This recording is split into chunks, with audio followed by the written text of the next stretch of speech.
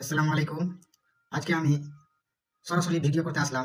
আমার উদ্দেশ্য ছিল না যে আমি আজকে ভিডিও করব। কিন্তু আমি ভিডিওটা করছি একটু যে আসামের সিএম মুখ্যমন্ত্রী যিনি আছেন হেমন্ত বিশ্ব শর্মা, এত ঘাটিয়া সোচ, হ্যাঁ? যে কিছু আমি বলবো কি বলবো না সেটা আমি ভাইবা চিন্তা করতে পারি না। কিন্তু একের পর এক মানুষের উপরে অত্যাচার, খাস করে মুসলমানের উপরে। কিন্তু এই হেমন্ত বিশ্ব শর্মা, এই যে স্ক্রিনে ফটোটা দেখতে পাচ্ছ না?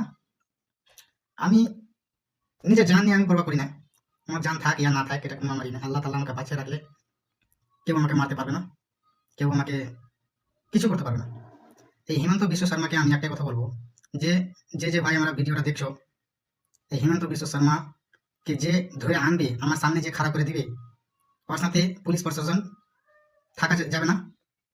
হ্যাঁ, যে ওকে ধরে আইনে আমার সামনে খাড়া করে দিতে পারবে, ওকে আমি 1 মাসের স্যালারি দিয়ে দেবো।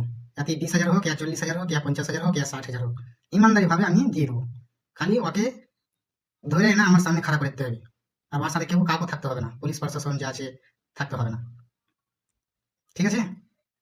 ভিডিওটা বেশি বেশি করে শেয়ার করে দিবেন, ঠিক আছে? এই ভিডিওটা হিমন্ত বিশ্ব শর্মার কাছে তার যেন পৌঁছে যায়।